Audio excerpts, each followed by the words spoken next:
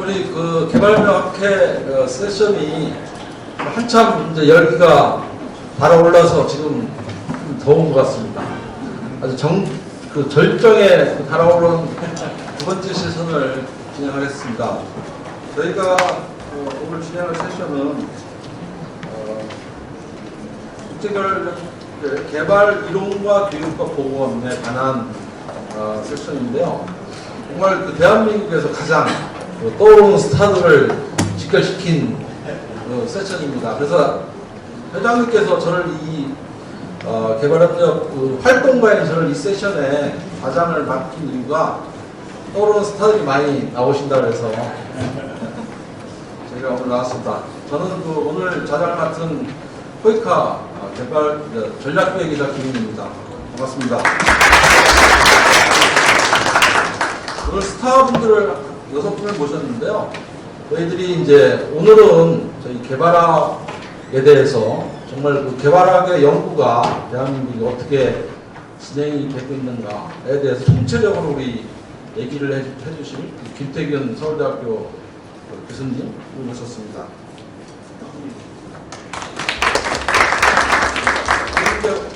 아무래도 그 개발에 있어서 지금 최근 15년 동안 가장 큰 비중을 차지했던 교육과 보건 분야를 저희가 케이스로 논의를 할 텐데요. 오늘 그 교육 분야를 담당해서 발표를 해주실 박환보 충남대학교 교수님을 소개합니다. 제가 한국의 보건 분야에서 국제개발 협력에 대해서 동향에 대해서 발표해 주실 정혜 고려대학교 교수님을 소개합니다. 그리고 제가 김태균 교수님의 발표에 대해서 토론을 해주실 장대혁 서강대학교 교수님 소개합니다. 그리고 박환보 충남대학교 교수님의 발표에 대해서 토론을 해주실 김진희 한국교육개발원 박사님을 소개합니다. 그리고 보건 분야에 대해서 토론을 해주실 포이카의 오충현 의사님을 소개합니다.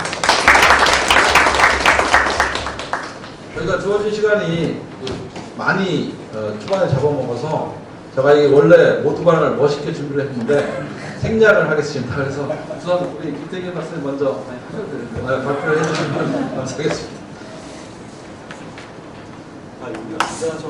네, 괜찮아요. 아니요. 가져보죠. 저는 이게 PPT가 되니까 보입니다. 저희들이 잠깐 자리를 좀 옮겼다가 다시 내려오는 걸로 하겠습니다.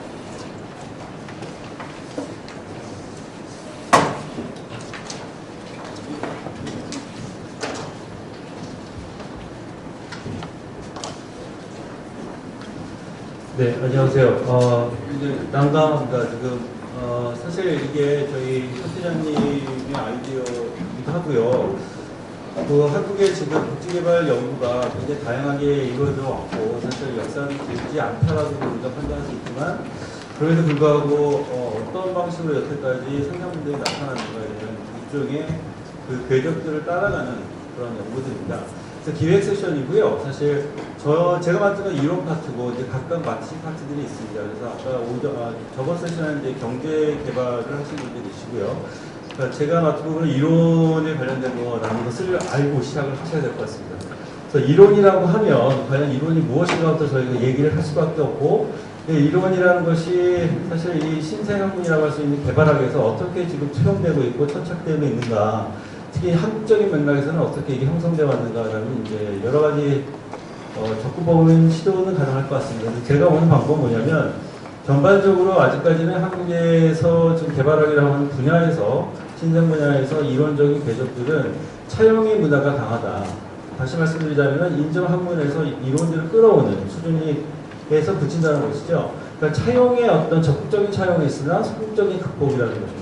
그러니까 소극적으로 개발학 자체의 어떤 이론화 작업이라든가 이론을 뭔가 독립화시키고 그 개발학에서 한국만이 가질 수 있는 어떤 개발학이라든가 아니면 다른 학문들에서 나왔던 개발학에 천착되어 있는 그런 이론들은 아직까지는 뚜렷하지 않다라는 것이 저희 주장이고요. 그리고 결국은 그러한 그 차용과 분립 아니 독립 이게 변주법의 어떤 그 상호 이제 서로 관계들에 있어서 앞으로 우리 어떤 방향성을 잡을 수 있지 않을까라는 약간의 큰 그림입니다. 그래서 오늘 말씀드린 굉장히 정말 초보적인 단계의 리서치라고 보시면 되고요. 제가 몇 분을 쓸 수 있나요? 예, 알겠습니다. 그래서 목차는 대충 이렇습니다. 그래서 지금 자료집에 있는 거는 보실 필요 없고요. 사실 그거는 거의 지금 플레이명을 한 리서치 했던 것들이고요. 지금도 마찬가지긴 하지만 조금 정리한 상태입니다. 목차는 이런 식으로 정리가 됩니다. 다시 말씀드리면 개발 연구에 대한 이론이 과연 무엇인가, 어떤 지금 상황인가라는 것을 크게 한번 그려드리고, 그리고 개발 경제학이라고 하는 것에서 나타났던 여러 가지 이론적인 함의라든가 시사점, 하지만 또한 이제 한계도 동시에 갖고 있다는 것이고요. 그리고 사회학을 크게 나눠서 경제학하고 이제 정치학, 사회학으로 세 파트로 나눴습니다. 그래서 정치학이 갖고 있는 힘이라는 게 무엇인가, 어떤 컨트리뷰션이 있고 어떤 한계가 있는가, 더 나아가서는 이제 마지막 사회학적인 사고방식, 아니 접근법에 어떤 약간 특징들이 있는가. 그러니까 사회학에서는 기본적으로 인류학이라든가 사회적인 것을 찾아가는 것, 더 소셜이라는 걸 찾아가는 그런 굉장히 통용화된 그 학문이라고 지칭을 하고 있습니다. 그리고 마지막으로는 한국적 개발은 과연 필요한가? 라는 큰 질문을 던지면서 끝내려고 합니다. 자, 그래서 한국에서 국제개발의 독자성의 문제, 과연 독자성을 갖고 있어야 되는가부터 시작을 하려고 합니다. 과연 개발학이라는 건 이론, 특히 그 이론적인 측면이 독자적으로 자리를 잡을 필요가 있는가? 그리고 잡을 가능성이 있는가? 그래서 크게는 이제 국내 학술제 발표된 논문하고 단연구를 중심으로, 이거는 전 앞서 시간이나 오전에 했던 것처럼 통계 작업을 한 건 아니고요. 제가 이제 이론이 담겨져 있거나 이론을 중심으로 써있던 그런 논문들을 중심적으로 공통점 찾으려고 노력을 했었습니다. 그래서 연구소 정책보고서나 이제 공적기관 연구 용역에서 나온 것들 배제를 합니다. 다분히 이제 연구에서 나온 것들은 정책을 위주로 하는 생산, 특히 이제 결과물들을 도출하기 때문에 이론화 작업이라는 게 굉장히 약하고요. 그래서 이게 작업에서 넘어가는. 이론에서는 이런 필드에서는 배제시키는 게 낫다고 판단이 들어서 뺐고요. 그리고 한국학계 개발학 연구 중에서 이론 영역만 이제 진학을 좀 추천하고 있습니다. 자, 그래서 이제 오전에 제가 잠깐 말씀드린 건데 고민을 하다가 개발 이론이 한국 특히 사회과학에서 어떻게 지금까지 진화되어 왔는가를 좀 보자면 크게는 네 세대로 나누면 조금 편의성을 가지고 우리가 이해하기가 좀 쉽지 않을까라는 판단하에 제가 사회적으로 나눴습니다. 1세대 같은 경우에는 이제 사회학으로서의 발전론입니다. 그러니까 저희가 이 전 세션에서도 발전이냐 개발이냐 이런 약간 논쟁이 있었던데요. 근데 조금 약간의 저랑은 다른 시각이었던 것 같아요. 그러니까 경제학자들이 얘기하는 발전이라는 것이 개발보다 포괄적이고 시장을 중심으로 이루어지는 그런 생산성을 요구하는 것이라고 아까 앞 세션에 얘기가 나왔는데, 제가 말씀드리는 발전이라는 것은 그게 아니라 뭔가 자생적이고 그리고 국내라든가 그 주체성을 가지고 있는 일종의 개발의 주체가 국내에 있거나 우리가 주체가 되는 것이죠. 하지만 개발이라는 의미는 우리가 도와준다는 의미입니다. 그러니까 우리가 돈으로서 다른 나라를 도와주는 어떤 개발을 시키는 일종의 그 오리엔탈리즘의 성격도 우리가 뜰 수 있다고 판단이 들고요. 그래서 1세대 같은 경우에는 한 70년대 그리고 80년대 초반 이제 해외에서 공부하셨거나 한국에서 공부하셨거나 매판 자본이라든가 종속이론, 그리고 이제 소위 얘기하는 세계 체제론 이런 것들을 중심적으로 공부하셨던 분들, 아니 경제학 필드에서는 이제 경제 발전론을 얘기했던 분들도, 이런 분들이 카테고리를 하나 묶을 수 있지 않을까 생각이 들어서 1세대라고 제가 지칭을 했고요. 그래서 구체적으로 사회 발전론, 종속이론, 정치 발전론, 특히 이제 민주화라든가 근대화 이론, 그리고 이제 정치 시스템이 어떻게 개혁이 가능한가, 또 사무엘 헌팅턴이라든가 후쿠야마가 얘기하는 그 정도의 이론도 여기 포함이 될 것 같습니다. 개발 경제는 제가 전문가가 아니기 때문에 소위 얘기하는 발전 경제학, 개발 경제를 했던 여러 가지 이론들이 있지 않습니까? 그걸 하나를 묶어서 1세대라고 지칭할 수 있을 것 같고요. 구체적으로 말씀드리면 한국에는 어떤 학자가 있을까 하면 이면진 교수님이라든가 김은미 교수님이라든가 그리고 최명 교수님, 하여튼 그 연배 또래의 교수님들이 여기 들어갈 수 있지 않을까 생각이 들어요. 물론 다른 생각을 가질 수도 있습니다. 그래서 이거는 제가 편의상 나눈 거고요. 두 번째 2세대 같은 경우에는 발전론과 개발학 사이의 전환기라고 저도 판단을 했었습니다. 그러니까 굉장히 전통적인 방식의 사회발전이나 정치 시스템의 발전을 연구했던 분들이 한 분이라면, 새로 이제 나타나는 여러 가지 개발적인 개발 요소들이 많이 들어가 있는 그런 이제 학문들을 취합하기 시작하면서 어떻게 연결시킬 것이냐, 어떻게 우리가 발전이라고 했던 학문에서 벗어날 수 있는가라는 고민했던 세대가 아닌가 라는 생각이 들어서 특징은 이제 개발 정책이라든가 추진 체계, 거버넌스, 섹터별 연구들이 주로 이제 활용이 된 게 아닌가라는 생각이 들어요. 그래서 여기 계신 우리 학 회장님이라든가 학 회장님 필두로 해서 여러 선생님들이 이 세대에 좀 포함이 되지 않을까 생각합니다. 3세대는 해외에서 들어왔던 이제 개발학, 소위 그 개발학이나 아니면 국제개발학이라고 하는 것들의 그런 부류들이 독립학문으로 정착할 수 있도록 좀 더 노력을 시도했던 그런 그 약간의 젊은 저와 같은 40대의 한 층이 3세대로 분류되지 않을까 싶고요. 그런데 이제 조금 다르다고 볼 수 있는 거는 기존 사회학에 있었던 이론들을 조금 좀 접목을 시도하려고 노력했던 흔적들을 보인다는 것입니다. 그래서 1세대와 2세대를 어떻게 보면 조금 합치려고 하는 노력들이 좀 엿보인다고 볼 수 있겠습니다. 하지만 아직까지 한계가 많고요. 독립된 학문으로 조직하기에는 굉장히 무리가 크고요. 마지막 4세대는 이제 최근에 이제 주로 영국인 것 같은데요. 영국에서 이제 개발학 쪽으로 박사를 받고 들어오신 분들 아니면 지금 박사학을 하고 계신 분들이 크게 이제 4세대라고 볼 수 있고요. 한 20대 후반, 30대 초반.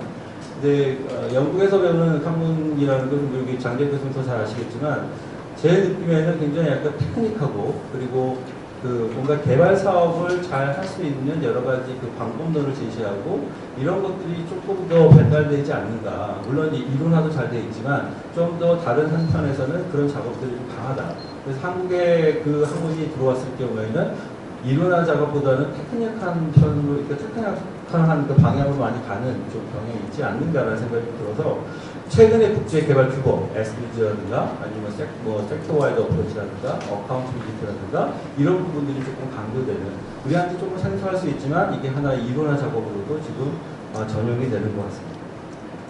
그래서 개발경제학도 조금 살펴보면 저는 경제학자가 아니기 때문에 여기 경제학을 하신 분들은 조금 불편하실 수도 있고요. 제 시각에서는 굉장히 정치성이라든가 사회성이 없다, 내지는 부족하다. 그래서 뭘 정치성이나 뭘 사회성이라 일단 제 나름대로 정리되었습니다. 그래서 어떤 특징이 있느냐 살펴보시자면 첫 번째는 한국의 경제발전의 경험력 및 이론적 기초를 제공했습니다. 굉장히 잘 정리되어 있는 것 같아요. 특히 KDI를 중심으로 해서 여러 노력들이 있었고 그리고 한국 경제발전에 대한 어떤 경험, 그리고 담론, 이론화 작업들은 잘 되어 있는 듯하나 지식공유 사업이라는 것으로 이제 많이 결과물들이 나온다는 것이죠. 이게 이론하고 과연 연결이 되냐라는 것도 다른 문제이긴 한데 소위 그 나리 쉐어링 프로그램이라고 하는 그 지식공유 사업들이 갖고 있는 모듈화 작업 이게 하나의 모듈로 되고 그리고 하나의 그게 한국의 특별한 그 경험이고 교훈으로 바뀌고 이게 세계적인 어떤 일종의 일반화시킬 수 있을 정도로 수출하거나 아니면 전술시킨다. 이런 여기서 나오는 여러 가지 강점도 있고 단점도 있을 것 같아요. 한국이라는 특이한 그 어떤 경험을 갖고 있는 나라, 특히 완전히 후진국에서 선진국으로 잘 우리가 전환을 했고 그리고 식민지 경험이 없죠. 저희는 식민화 한 적은 없고 식민지를 당했을 뿐입니다. 그래서 식민화 한 적이 없는 나라가 성공적으로 뭔가 경제 성장을 했다. 그래서 그걸 경험화시켜가지고 제3세계에 일정 정도 전술한다는 것은 큰 의미가 있을 수 있으나 과연 한국의 경험이 보편화될 수 있는가? 그 나라의 상황에 잘 맞게 우리가 잘 모듈화 할 수 있는가? 그건 또 다른 문제인 것 같아요. 그러니까 이게 하나의 이론으로 정착된다는 것은 큰 위험이 있다라는 얘기고요. 그렇기 때문에 그 나라의 전투하기 위해서는 그 나라의 정치 상황을 알아야 되고 사회적인 현상을 알아야 되고 사회 체계를 알아야 된다. 그게 없을 경우에는 굉장히 위험한 하나의 수단이 될 수 있다는 얘기를 말씀을 드리고요. 그리고 개발적으로 금융화 및 한국형 원조 연구가 요즘 굉장히 활발하게 이루어지고 있죠. 특히 그 TOSSD 그가 작년 12월 달 이제 OECD에서 이제 합의가 어디 나오나요? 예. 아까 마음을 쓰라고 하시던데. 그래서 금융화되고 있는 거. 물론 이제 저희가 보기엔 굉장히 복잡한 하나의 그 패키지 프로그램인 것 같아요. 여러 가지 수식도 있고, 그 다음에 계산법도 굉장히 복잡하고. 하지만 큰 그림에서 이론화라는 측면에서 본다면 이거는 하나의 그 어떤 그 원조라는 것을 금융화시키고 상업화시키고 그런 위험성이 있다는 것을 배제할 수 없다라는 얘기입니다. 그래서 결국은 정치적 영향 및 사회적 영향에 관한 연구가 개발 경제에서 아직까지 미비한 경향이 강하다는 말씀이고요. 그래서 이제 잠깐 이제 눈을 좀 다른 것을 돌려보시면 정치학에 관련된 얘기를 좀 하고 싶습니다. 그러니까 정치학의 큰 특징은 제도적인 어떤 도구성을 활발하게 우리가 활용할 수 있다는 것이고 다시 말씀드리자면 국제개발 권력 정치나 아니면 정치 경제 그러니까 IP라고 얘기할 수 있는 뭐 인터내셔널 폴리티컬 이코노미 같은 그런 경향이 좀 강하고요.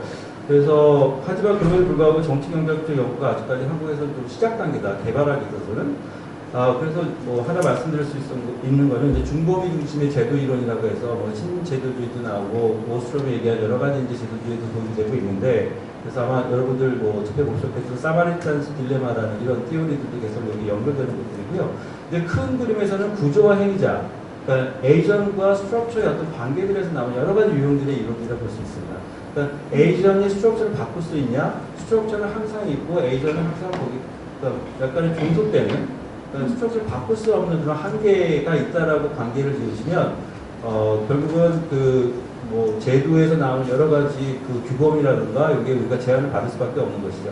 하지만 조금 다시 생각해 보시면 구성주의라든가 아니면 이제 뒤에 좀 나올 건데요. 그 사회학에서 나오는 이제 그 기든스의 스트럭처레이션, 구조화 띠오리, 구조화 이런 경우 같은 경우에 서로 상호 구성할 수 있다는 여러 가지 다양한 얘기들을 하고 있습니다. 시스템이 변할 수 있고, 시스템 변하는 거는 에이전이 코올리션 하거나 아니면 얼라이언스를 통해 가지고 바꿀 수 있다는 것이죠. 결국 이 얘기들은 뭐냐면 구조와 행위자가 제도에서 만난다는 얘기입니다. 중간 단계의 일종의 그 어널리티컬 프레임워크가 만들어지는 거죠. 그래서 중범위 이론이라고 크게 이제 범주할 수 있는 게 정치학의 하나의 그 컨트리뷰션을 볼 수 있고요. 그다음에 ODA 추진체계 거버넌스 연구가 한국에서 활발하게 되어 왔었죠. 지금 거의 이제 포기한 상태인데 아무리 떠들어봐도 통합할 생각이 없기 때문에 물론 건전화는 계속 떠들고 있으나 그거 앞으로 갈지 모르겠습니다. 그래서 결국은 거버넌스에 관련된 어떤 연구들, 그래서 제가 말씀드리고 하는 것은 정치학에는 행정학적인 어떤 접근도 포함된다는 가정하에 말씀드리는 거고요. 그 다음에 OD의 주요 결정적인 분석도 굉장히 많이 활발하게 한국 학자들이 하셨습니다. 김웅미 교수님이나 아니면 구종호 박사도 했고 여러분들이 하셨고요. 그리고 저희 계신 허영선 교수님 제가 하신 걸로 기억을 하고 있고요. 그래서 또 조금 더 확장을 하자면 미국, 일본, 북유럽 같은 선진국의 비교 연구, 그러니까 뭔가 컴퍼레이티브 어나리시스를 하는 비교 연구도 활발하게 이루어지고 있다는 것. 그리고 마지막으로는 우리가 어떤 공유국가나 어떤 비교 연구뿐만이 아니라 그다음에 수원국가, 공유국가의 관계도 지금 권력관계 측면에서 볼 수 있지 않는가라는 생각을 드립니다. 자, 그리고 또 빨리빨리 넘어가면 사회학에 관련된 거는 이쪽에 역사적 총체성이라는 얘기를 좀 드리고 싶은데, 국제개발이라는 뭐 사회개발도 있고 경제개발도 있고 여러 측면의 개발이 있겠죠. 하지만 사회적인 것이 과연 뭐냐라는 것에 문제에 착착한다면 소위 얘기해서 제가 잠깐 써놨지만 일종의 간주관적인 그런 방법론으로 찾아갈 수 있다는 겁니다. 인터서브젝티비티라고 영어로 얘기할 수 있는데, 결국은 아까 말씀드렸던 그 예중에 주체와 구조가 서로 이제 상호 구성하는, 그리고 서로의 어떤 주관과 객관이 섞이는, 그래서 간주관적인 단계에서 사회성이 나타나고 사회성의 아이덴티티로 바뀌고 정체성으로 바뀌고 결국에 이게 제도를 바꿔나가는 그 사회적인 어떤 과정들을 찾아내는 것이 이제 사회학의 강점이 아닌가 생각이 들고요.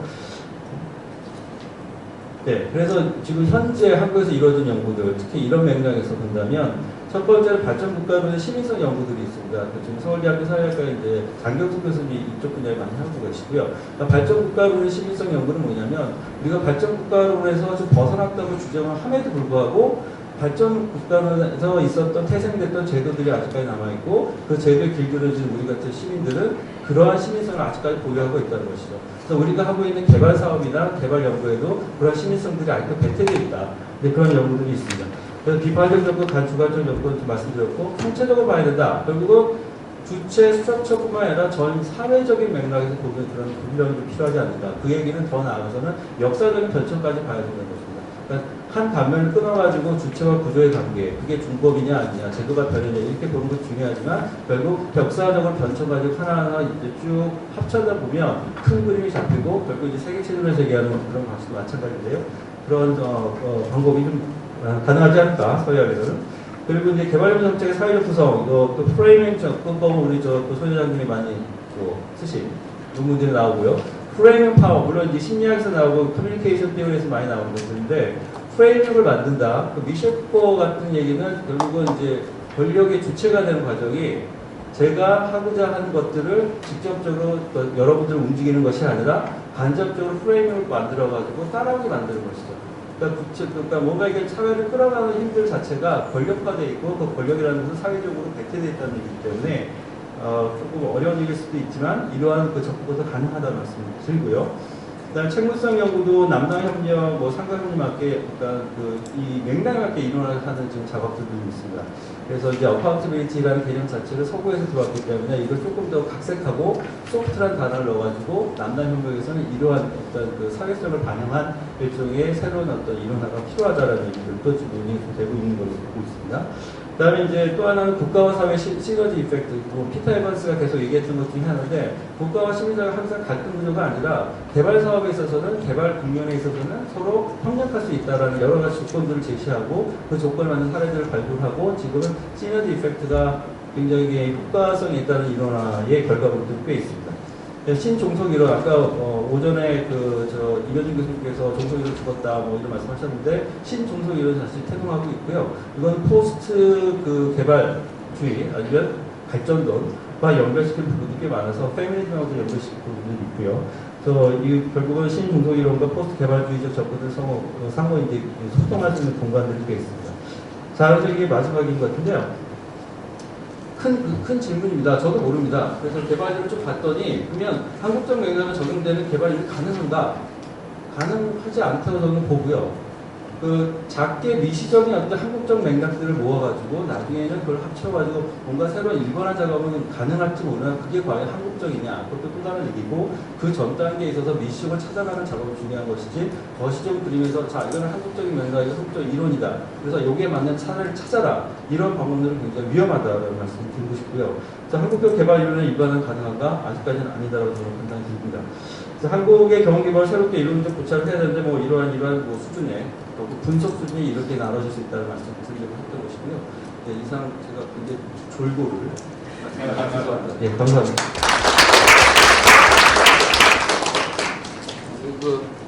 저희가 좀 재밌으시죠?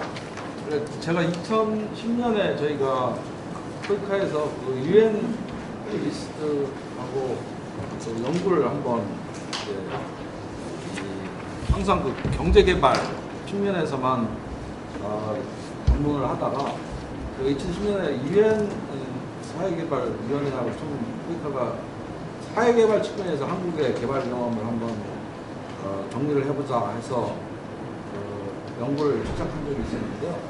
그때 당시 이제 김태균 교수님이 저희 국제개발 학회 등장을 하셨어요. 그래서 제가 느끼기에 이분이 큰 사람이다. 앞으로 세대 교체를 예고하는 그런 인물이었거든요. 그래서 지금 아까 본인이 스스로 계보를 정리해 주셨는데, 제가 보기에 손혁상 회장님께서 굉장히 지금 이 범을 키우고 계신 거 아닙니까? 그래서 강등이면 빨리 여기 수배한테 넘겨주시고.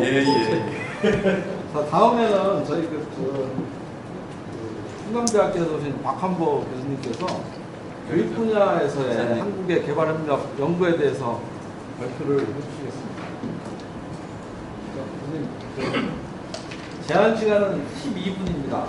제가 시간을 잘 못 주실 거예요. 제가 이렇게 보여드리면 그 중에서 마이너스 플러스 하시면 될 것 같습니다.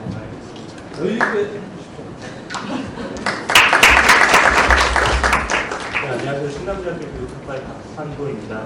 우선 교육 분야에서 개발협력인데 교육 분야에 대한 관심은 매우 높아진 것은 모두 아시겠지만 이만큼 양적으로는 여전히 부족한 상태이고 질적으로도 아직까지 초보 단계에 있다고 감히 말씀드리고 스스로도 반성을 해보았습니다. 분석 대상은 1991년 코이카 설립된 이후부터의 정책 연구와 그다음에 2001년부터 학술 연구 83편을 검색을 통해서 일단 이러한 연구들이 어떠한 주제를 가지고 다루고 있고, 그리고 연구 대상은 무엇이었는지, 그리고 지역은 어떤 지역을 관심을 갖고 있었는지를 공통적으로 분석을 했습니다. 기존의 교육 분야 개발 협력에 관한 연구를 동향을 분석한 것이 없기 때문에 면역적으로 틀을 잡고 접근하기보다는 기존의 연구물을 리뷰하고 그 속에서 공통적인 주제들을 찾아나가는 방식을 택했습니다. 그 정책 연구와 학술 연구는 목적 자체가 다르기 때문에 정책 연구는 왜 이 정책 연구를 수행했는가라는 정책적 기대 효과를 세 가지 측면에서 나누어서 살펴보았고, 이러한 연구를 발주한 기관들은 어떤 것이었는가를 살펴보았습니다. 그 학술 연구에서는 연구 방법과 학술지의 성격을 추가적으로 살펴보았습니다.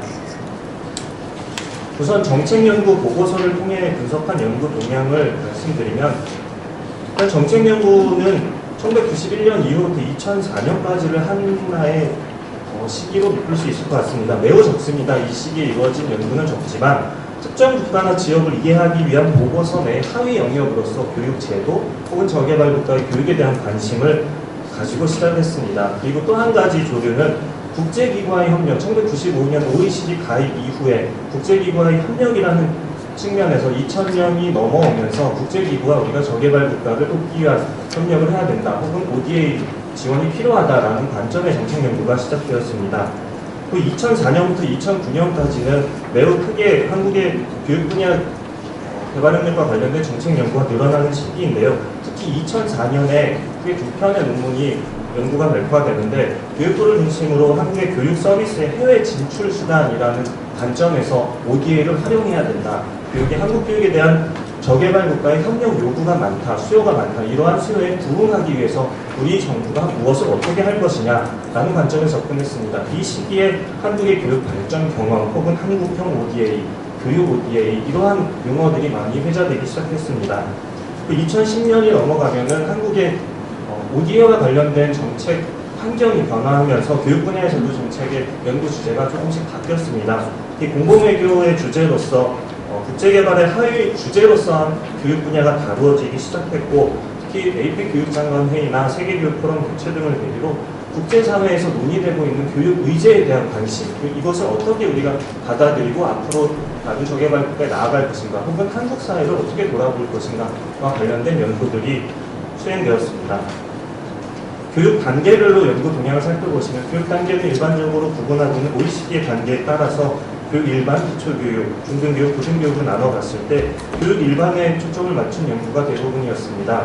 그리고 50% 이상이고, 기초교육, 그 다음이 이제 고등교육과 중등교육 순입니다. 잘 아시겠지만 국제사회에서 교육 분야 ODA의 가장 큰 비중을 차지하는 것은 기초교육에 대한 요구가 기초교육에 대한 지원이 선진국에서 가장 많습니다. 그리고 교육 분야 의제에서도 기초교육에 대한 강조점이 많은 데 비해서 우리는 국내에서 어떤 정책을 펼쳐나갈 것인가 하는 것이 가장 많았습니다. 그런 맥락에서 수행 목적별로 보셔도 정책 개발에 초점을 맞춘 연구들이 많이 수행됐다는 것을 알 수 있습니다. 또 연구 대상별로 봐서도 국내 한국에서 교육 분야 ODA 혹은 교육 개발 협력을 어떻게 수행할 것이냐라는 정책과 관련된 연구들이 가장 많았고, 다음으로 국제기구나 아시아 지역에 초점을 맞춘 연구들이 많았습니다. 다음으로 학술지 게재 논문을 통해서 분석한 주제별 동향을 살펴보시면, 사실 2000년대 이전에는 교육학 분야에서도 교육과 개발이라는 측면에서 국가 발전을 위한 교육의 역할이라는 주제로 한국에서 교육학 분야에서 연구가 다뤄졌습니다. 이것은 앞에서 말씀하셨던 김태균 교수님 말씀하셨던 1세대의 교육 발전론과도 경제 발전론, 사회 발전론과도 연결된다고 할 수 있겠는데요.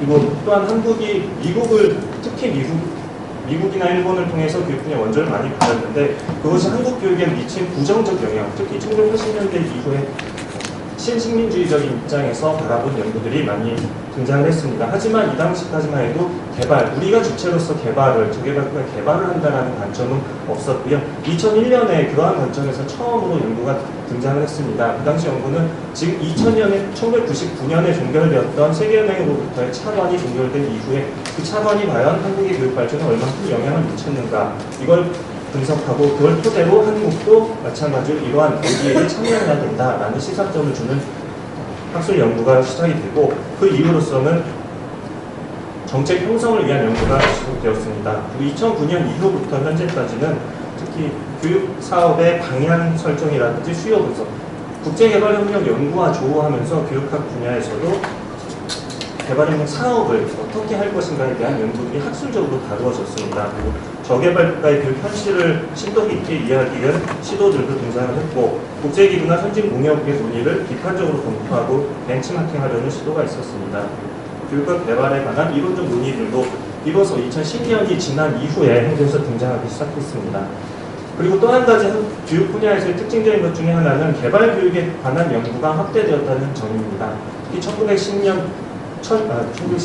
2010년 이후, 그리고 최근 들어서 전통적인 교육학계의 관심이 교육의 내용을 어떻게 하고 어떻게 가르치고 학교 현장에서는 이것을 어떻게 적용할 것인가 라는 것이 세계시민교육이라는 주제로 통합되면서 확대되는 추세에 있습니다. 대상별로는 마찬가지로 교육 일반에 대한 연구가 많았고요. 계제학술지는 교육학 분야의 70% 정도가 논문이 게재가 되고 있고 개발학이나 기타 지역학 분야 쪽에서 게재가 되고 있습니다. 우선 결론적으로 말씀드리면은 지금까지 정책연구든 학술연구든 국내에서 수행되었던 교육 분야의 국제개발협력 관련 연구가 학술적인 관심보다는 정책이나 사업을 추진하기 위한 목적으로 수행되었다는 점입니다. 그래서 교육과 개발의 관계라든지 교육 분야 국제개발협력이라는 게 왜 필요한지 등에 관해서 철학적 이론적 논의가 부재했다라는 점을 이야기할 수 있습니다. 그리고 현안 분석이나 아니면 해외 정책을 설계하는 쪽에 초점을 맞춘 연구가 다수 진행되었습니다. 그럼에도 불구하고 구체적인 사업의 성과나 또 한계에 관해서 학술적으로, 과학적으로 분석하려는 시도는 부족했습니다. 사업에 대한 많은 관심에도 불구하고 이것을 어떻게 해야 될 것인가, 이걸 왜 해야 되는 걸 할 것인가 뿐만 아니라 이것을 어떻게 평가하고 어떻게 측정할 것인가 같은 그런 테크니컬한 부분에서도 연구가 부족했습니다. 그리고 마지막으로 교육학계와 국제개발협력학계 간의 학술적 교류가 부족했다고 말씀드릴 수 있는데 사실 교육학계에서 보여드렸던 학술연구의 70%가 교육학계의 학술지에 실렸다는 것도 교육부를 중심으로 정책연구기관에서 수행했던 연구과제의 일부가 학술지로 게재되는 경우가 많이 있었습니다.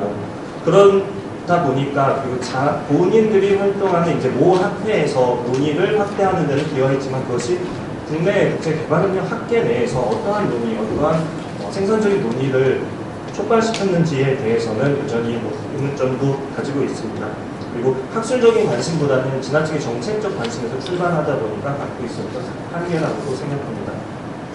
제가 PPT를 잘못 가져가고 뒤에 논의가 또 다른 게 하나 있었는데 일단 끝내는 걸로 하고 나중에 질문을 하는 게 더 좋을 것 같습니다. 네, 감사합니다.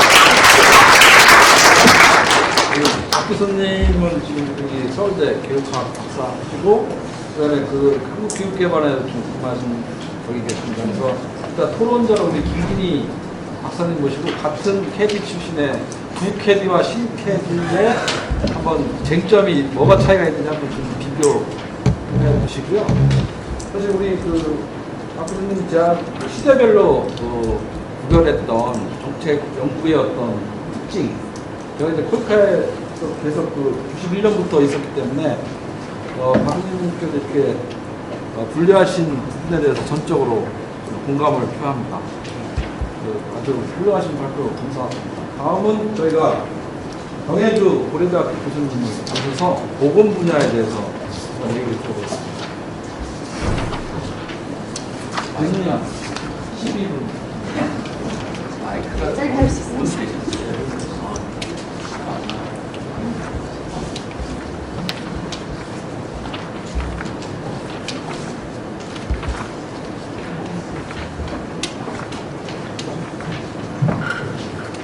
안녕하세요. 소개받은 정혜주라고 합니다.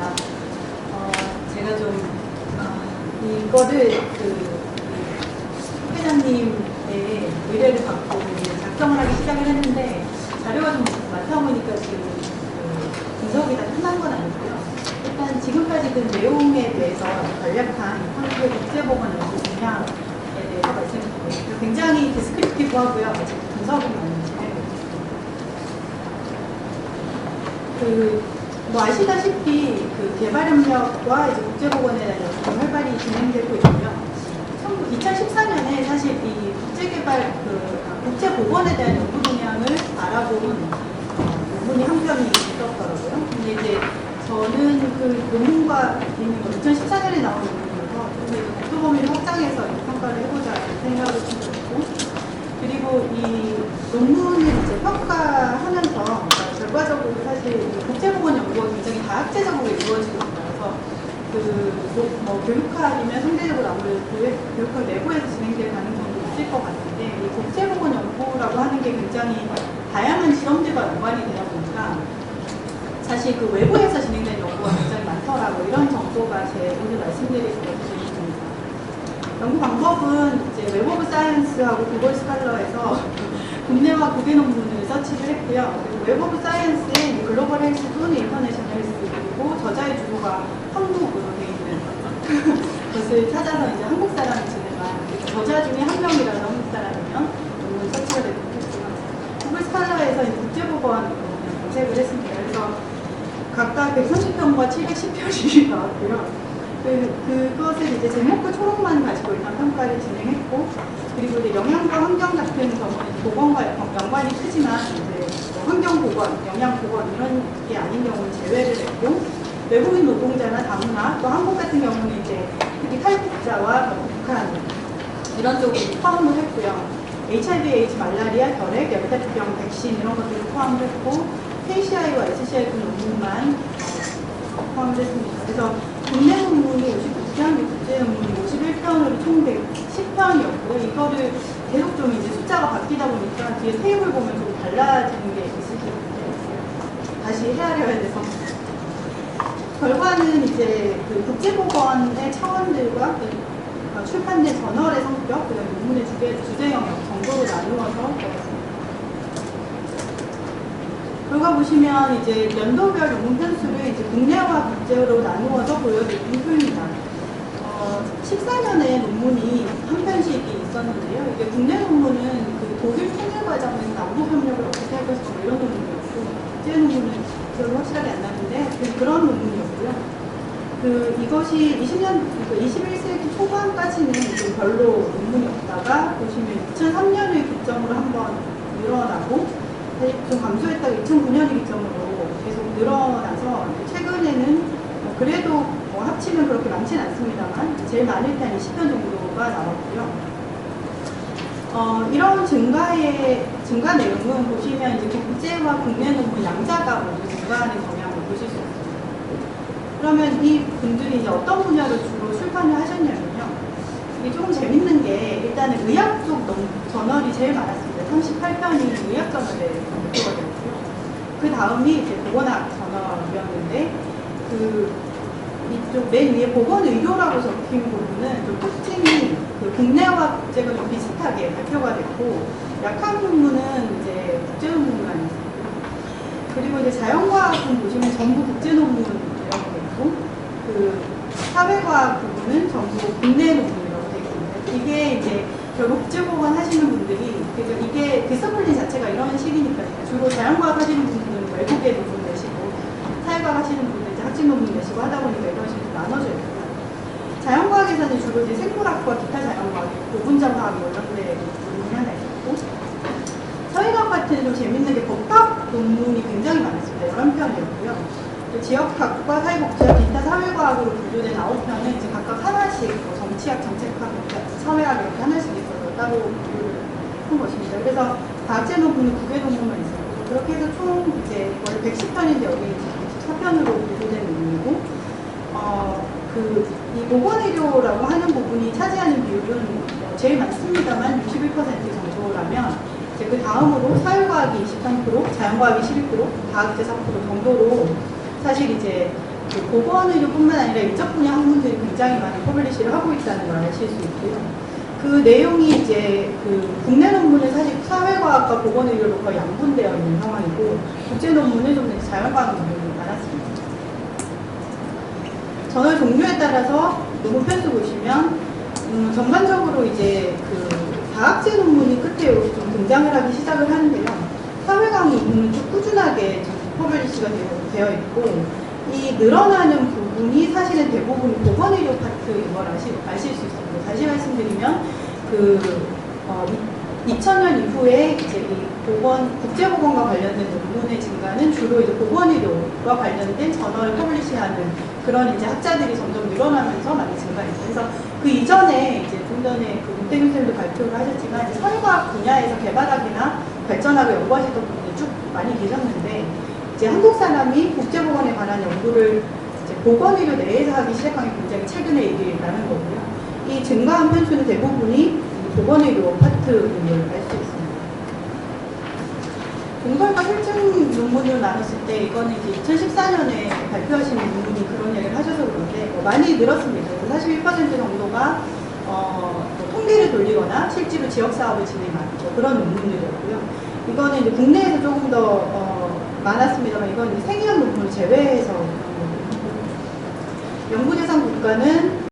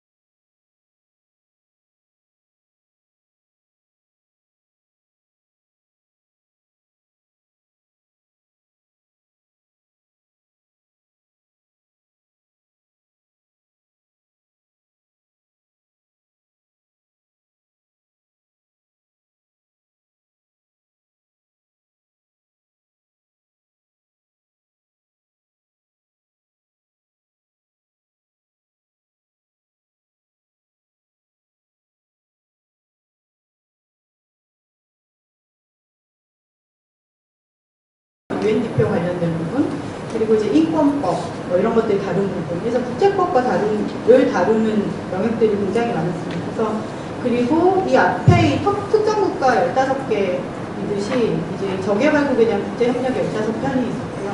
보건의료 시스템 그 자체에 18편, 그리고 이제 이주 및 이동. 그래서 그 최근에 그 글로벌라이제이션과 직접적으로 관련되는, 그러니까 여행과 관련된 질환이라던가 그러니까 최근에 이제 감염병 이전에 시종플루 이런 거 이야기하기 전에 트래블 메디슨 이야기가 많이 좀 있었거든요. 그래서 여행 이주와 관련된 질환이라거나 최근에 감염병 관련된 문제들 이런 것들이 좀 직접적으로 다룬 것이 6편 있었고요. 한 편이 연구가 어떻게 진행되고 있나 그런 것들을 진행을 했습니다. 이 결정 수준과 경강 수준 비교는 저개발과 선진국을 비교한다거나 여러 나라를 합쳐서 비만이 어떻게 다른지를 본다거나 예를 들면 복지국가 레짐에 따라서 건강이 어떻게 달라진다를 본다거나 뭐 이런 식의 연구들이었습니다. 그래서 짧게 그냥 결론을 내리면요. 한국의 이제 국제보건 연구는 2000년대 이후에 매우 크게 증가를 했고 특히 이제 보건학 계열 연구의 증가가 한국인의 국제보건 연구에 큰 영향을 미친 걸로 보이고요. 사회과학 연구는 국내학술지, 자연과학 연구는 주로 국제학술지에 많이 배제가 되었고 실증 연구 많이 증가했으나 여전히 중설 중심으로 논의가 좀 되고 있었습니다. 그래서 전략과 규제 정책 법정 연구가 매우 많은 수를 차지하고 있어서 그 행정이나 법학을 전공하시는 분들이 국제보건 연구에 굉장히 큰 컨트리뷰션을 하고 있었고요. 감염병과 이동과 이주에 대한 연구는 상대적으로 좀 한정적이었고 특히 이제 한국은 외국인 노동자와 북한 이주민을 중심으로 하고 있었습니다. 그래서 앞으로는 이제 이 110편의 논문의 이제 이론적 기반과 원래 좀 더 하고 싶었던 게 보건학하고 이외 분야 자연과학, 사회과학 간의 이제 다양한 학제 간 교류 연구의 좀 네트워크를 좀 그려보고 싶었는데 그 부분은 이제 다음에 좀 더 진행을 해서 발표할 기회가 있으면 좋을 것 같습니다. 이 정도로 마치겠습니다. 감사합니다. 우리 정혜주 교수님을 제가 처음 뵌 거는 10월 8일 날 국회에서 있었던 SDG 포럼 개발학회에서 주관하셨었는데요. 그때 그 맡으신 역할이 SDG의 국내 이행 과제를 정리해서 이렇게 쭉 발표를 해주시는 거였어요. 그래서 저는 이제 이분이 이제 개발학을 전공하시는 분으로 생각을 했습니다. 왜냐하면 그 SDG의 그 국내 이행 문제 정말 어려운 것들을 쭉 해서 정리를 해주니 너무 잘하셨더라고요. 그래서 저는 이제 경실련의 국제위원으로 활동을 하셔서 그러시구나 이렇게 생각을 했는데 저는 보건학 박사신 지는 오늘 처음 알았어요. 그래서 우리 정혜주 박사님은 그 고려대학교 보건학과에서 계시면서 존스 홉킨스에서 이 보건학을 또 전공하신 보건학계에 아주 기린합니다. 감사하고요.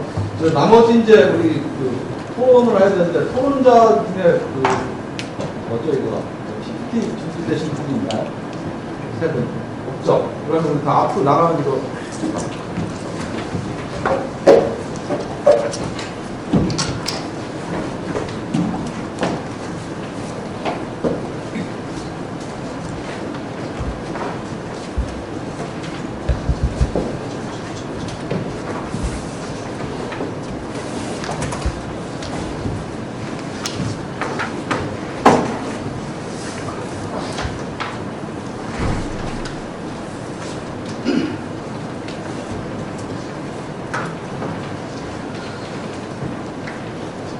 사실 제가 좀 이 회의 진행 방식을 바꿔서 개발 이론과 발표하시는 김태균 교수님 바로 이어서 토론하고 또 교육하고 토론하고 이렇게 좀 틀을 깨려고 하다가 아무래도 다 들으시고 종합적으로 하는 게 좋겠다 싶어서 하는데 또 다시 이제 순차적으로 그러면 우리 전체적인 그 국제 개발 이론에 대해서 토론대로 우리 서강대학교 정대엽 교수님 토론을 좀 듣도록 하겠습니다.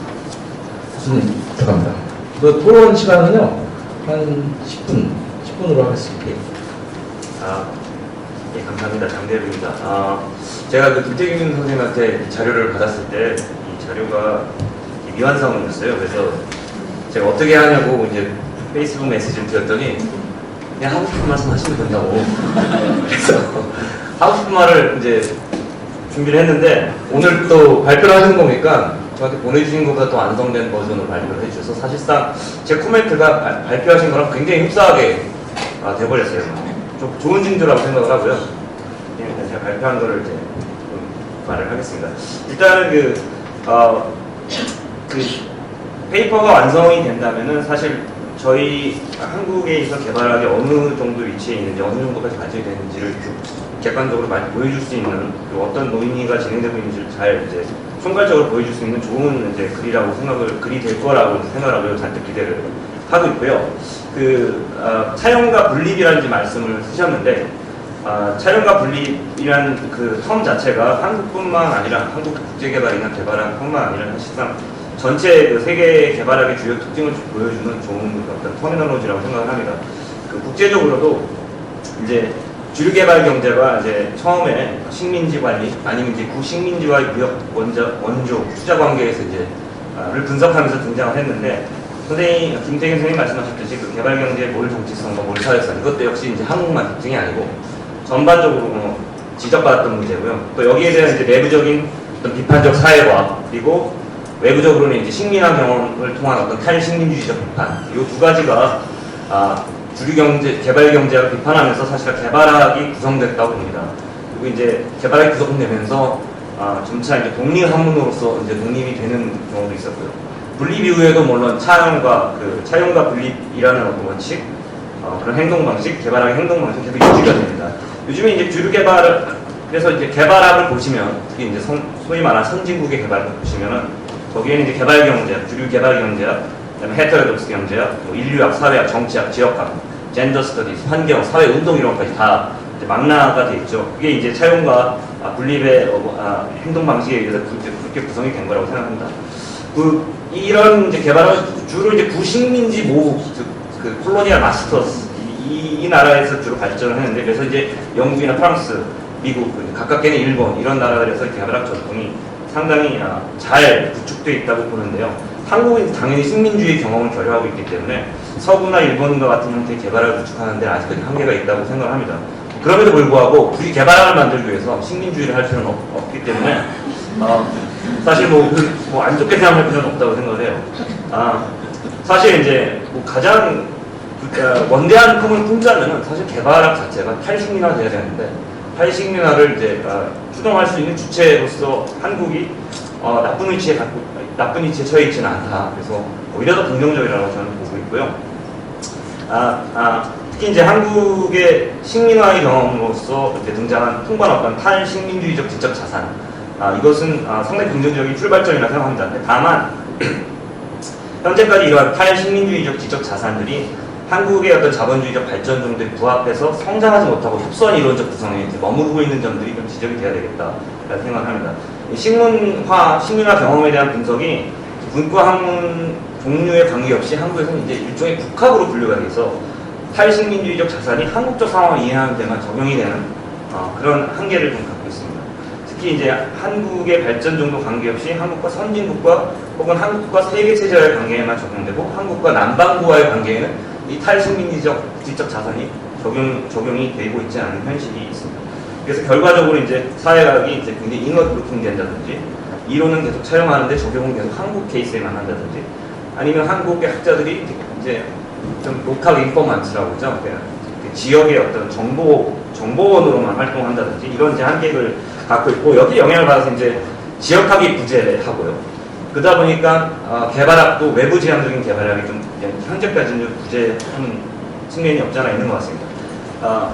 개발학의 발전을 보면 특히 이제 국제개발학을 보면 국제개발학이니까 보면 국제개발이 처음 시작됐을 때 90년대 후반에 이때는 사실 개발학이 없는 상태에서 국제개발을 수행하는 상태였다고 생각을 하고요.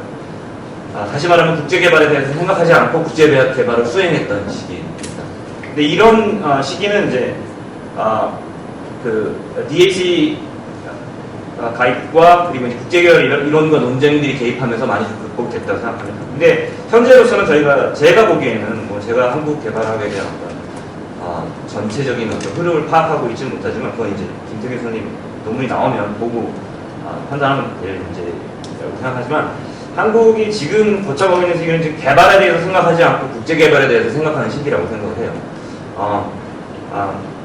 장기적으로 한국의 이제 타국의 개발에 대한 이제 개입이 증가하는 상황에서 개발 개념에 대한 논의가 시급하다라고 생각을 합니다. 어떤 개발인가? 개발이라는 것이 무엇인가?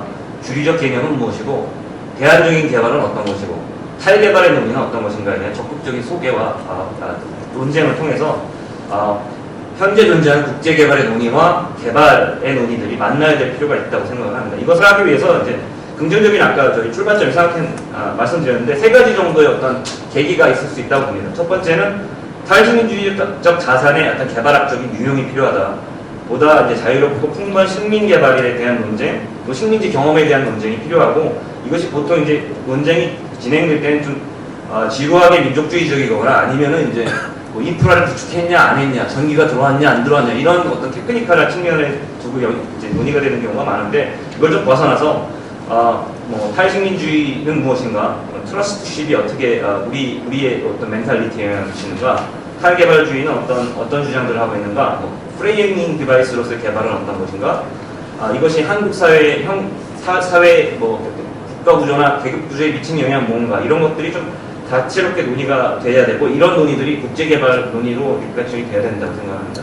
두 번째는 이제 발전국가론인데요. 발전국가에 대한 김생현 선생님 말씀하셨지만 발전국가에 대한 논의와 성찰이 또한 개발학적으로 유용이 돼야 된다고 생각합니다. 한국이 집약적 발전을 경험을 했고 그러면서 동시에 개발 모순의 축적이 또한 집약적으로 되었고 거기서 기반해서 저항적 사회과학이 발전했던 경험이 있고요. 근데 이제 날이 갈수록 여러 가지 정치적 상황 때문에 발전국가에 대한 어떤 비판적 평가와 고찰이 어려워지는 상황에도 불구하고 사실상 성장신화나 국가신화에 대한 논의들이 필요하다라고 생각을 합니다. 현재 한국의 문제, 그리고 한국의 산업화 경험, 그리고 우리가 하고 있는 국제 개발을 통합해서 평가하는 장기 관점이 필요하다라고 생각을 하고요. 김태경 교수님이 거론했던 발전국가 시민성 이런 등등의 연구가 여기에 해당한다고 봅니다. 세 번째 이제 계기는 이제 마지막인데 그러니까 다른 학문과의 대화, 다른 분과 학문과의 어떤 크로스오버를 통한 개발을 구축해야 된다고 생각하는데 이것도 사실 어려운 얘기는 아닙니다. 보시면 주변을 둘러보시면은 젠더 하시는 분들, 이주 하시는 분들, 지역학 하시는 분들 여기에 상당히 많은 지적 자산이 존재합니다. 논문 편수 많이 이제 비교하시는데 사실 국제개발에 한정된 어떤 한정되어서 발표된 논문보다 젠더나 이주 지역학적으로 발표된 논문 숫자가 아마 합치면 훨씬 더 많을 겁니다. 이런 지적 자산들을 충분히 개발하기 위해서 유용하고 포괄해야 된다고 생각합니다. 이런 어떤 이니시에이티브를 사실은 그 다른 문과 학문 속에서 손을 뻗치기 기다린다면 상당히 늦어질 수밖에 없어요. 왜냐하면 개발학이라는 것 자체가 다른 문과 학문보다 역사가 짧고 그렇기 때문에 흡입력도 좀 물론 정부기관에서 무슨 수백억의 어떤 돈을 투자를 한다면 이게 확 달라지겠죠. 근데 그럴 일은 뭐 드물기 때문에 사실은 국제개발학 자체가 먼저 액티브하게 그분들한테 이제 어프로치를 해서 그분들을 끌어올 수 있는 어떤 그런 행동을 보여야 된다고 생각을 합니다. 몇 가지 질문이 있는데 김정인 선생님 페이퍼에서 다 좋았다고 생각하고 저도 대부분 다 동의를 하는데 이제 한 가지 이제 질문드리자면 우리가 그럼 국제개발과 개발을 나눠야 되는가? 국제개발학과 개발학은 같이 가야 되는가? 차용과 분립을 해야 되는가? 그 문제가 좀 걸리고요. 그 페이퍼에다가 국제개발하실 국제에다 괄호를 두르셨더라고요. 근데 그게 그 괄호의 의미가 굉장히 크다라고 생각을 해요. 그걸 괄호를 빼야 되는지, 괄호를 둘러야 되는지 이 문제를 좀 저희가 생각을 해봐야 되지 않는가라는 생각이 들고요. 두 번째는 이제 국제개발의 독립성, 특히나 이제 기업으로 정부로부터의 국제개발의 독립성은 어떻게 보장될 수 있을까? 그 문제도 좀 생각을 해야 되고, 세 번째는 이제 우리가 이러한 한계를 지금까지 쭉 갖고 왔다면 왜 이런 한계를 갖고 있는지, 그러니까 한계를 많이 지적을 해주는데 사실상 왜 안 되고 있는 부분이 있다면 왜 안 되는지에 대한 지적은 살짝 정책으로 피해가시는 게 아닌가. 그래서 그 부분도 좀 얘기를 해야 되지 않을까. 감사합니다. 정말 그 여야의 논객들이나 벌일 수 있는 엄청난 진검승부가 지금 원래 이제 정말 개발학의 정통파 두 분이 만나셨는데, 여러분 장대욱 교수님은 영국의 소아스에서 개발학 교수도 하시고 정말 훌륭하신 분인데 서강대에서 지금 계세요. 우리 김태균 교수님 못지않게 이제 앞으로 우리 손 회장님이 경계해야 될 필요가 같습니다. 그래서 우리 교수님, 김태균 교수님, 지금 질의하신 이 세 가지 질문 있잖아요. 이거를 바로 대답해 주시면 좋겠습니다. 장 교수 감사합니다. 장 교수님 저랑 되게 오래된 사이예요. 그래서 영국에서부터 항상 술 먹고 우리 집에서 한번 자고 그랬던 사이인데 역시 오래된 친구한테 코멘트 받는 걸 굉장히 좋습니다. 특히 세 가지 질문에 대해서는 짧게 대답을 할게요. 첫 번째 질문이 그거였죠. 국제개발과 개발의 분리. 이제 여기에 대한 답을 저도 꼭 드릴 수는 없을 것 같고요. 근데 저는 이거보다 국제개발이냐 개발이냐는 약간 지루한 이런 논쟁에서 좀 벗어나고 싶다는 얘기를 하려고 가로를 찾던 거고요. 그러니까 저는 더 궁극적으로는 발전이라는 얘기를 해야지 개발에서 머물러서 이게 국제냐 아니면 국내적으로 개발을 하냐 이것보다는 정말 발전이란 단어에 대한 의미. 그러니까 예전에 우리가 사회발전론이나 정치발전론이나 여기서 얘기했던 그런 컨텍스트를 조금 더 갖고 와야 되지 않을까. 갖고 와서 지금의 작품에서 얘기하는 개발학이나 국제개발에서 얘기하는 것들을 조금 약간 탈피하고 극복하는 그런 작업이 더 필요하지 않는가라는 생각을 했고요. 네, 국제개발의 독립성이라고 말씀하셨는데 아직까지 한국에서 국제개발에 대한 어떤 정체성도 확립이 안 된 상태에서 독립까지 우리가 예상하는 건 좀 무리인 것 같고요. 그렇게 간단하게 말씀드려도 될지 모르겠네요. 그 다음에 또 하나의 문제는 국제개발이나 개발하려는 것은 국제개발 규범에 대해서 우리가 피해 나갈 수는 없습니다. 그래서 근데 국제개발 규범이라는 것이 너무 빨리 변화한다는 것이죠. MDG에서 SDG 넘어갔죠. 또 캅21 하죠. 계속 변화하는 과정들에 있는 규범들을 우리가 다 어떻게 이걸 이론할 것이냐, 이론이 못 따라가는 거예요, 결국. 그래서 우리가 발빠르게 대응하고 발빠르게 지금 돌아가는 어떤 현상들에 대해서 파악하고 하는 것들 때문에 선생님들이 연구 용역을 하는 것도 있다고 봅니다. 그렇게 하지 않고선 따라갈 수가 없기 때문에. 근데 그거를 다시 한국 사회에 가져와서 한국적인 맥락에서 다시 한번 내재화시킨다는 작업이 제일 중요한데, 그런 작업에는 시간이 필요하고 여러 가지 노력이 필요하기 때문에 제가 보기에는 국제개발의 독립, 특히 이론화 작업의 어떤 독자성, 분립, 이거는 아직까지는 굉장히 좀 요원하다라는 말씀을 드리는데 될지 모르겠습니다. 자, 우리 플로어에서 이거 관련해서 질문 혹시 있으신 분 한 분만 할게요. 저 국제 개발 이론에 대해서 궁금하신 거나 아니면 자기가 좀 다른 의견을 갖고 계시다. 없어요? 네, 시간 충분합니다. 알겠습니다. 예, 우리 한테만. 다른 분들이 없으셔가지고 용기를 내서 김태균 교수님과 장대엽 교수님께 질문을 좀 드리고 싶은데요. 제가 드리는 질문이 저도 생각이 완전히 정리된 게 아니어서 혹시 터무니없거나 말도 안 되면 말도 안 된다고 얘기를 해주시면 좋을 것 같습니다.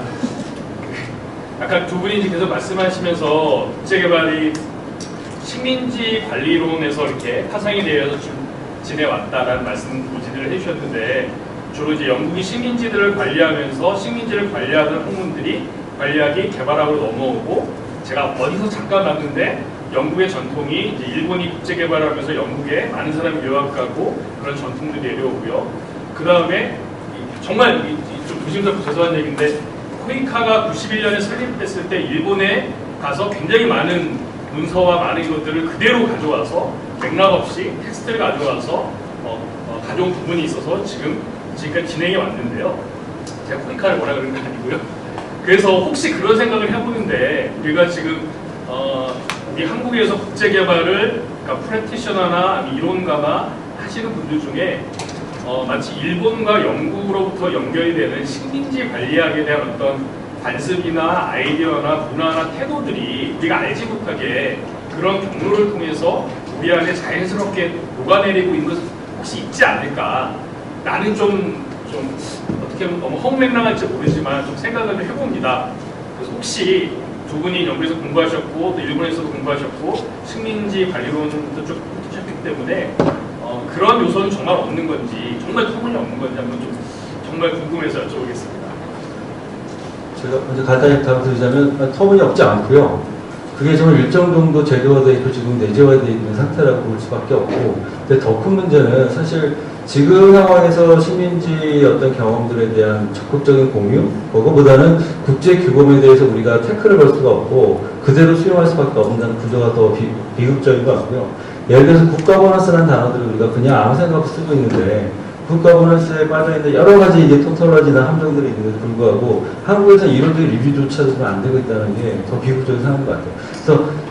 그래서 기존의 구조 자체는 식민지가 우리가 식민지의 100% 어떤 커패서트를 받아들이는 건 아니지만 어느 정도의 일본을 통해서 들어온 것들이 있고, 하지만 학자들이 외국에 나가서 그 지식을 전수할 때도 아직까지는 뭔가 그 성찰적인 접근들이 부족하지 않나. 왜냐하면 국제개발인 것이 결국 사업화해야 되고 정책화해야 되고, 그리고 사람들의 젊은 삶이 얼마나 좋아졌는가 여기에 대한 검증, 이게 어떻게 보면 최종 목표이기 때문에 이론이 과연 중요할까?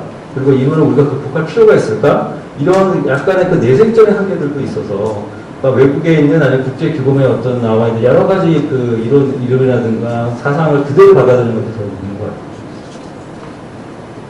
같아요. 자, 우리 다음 주제로 넘어가겠습니다. 우리 그 김진희 한국교육개발원 김진희 박사님께서 패널 토론 좀 부탁드리겠습니다.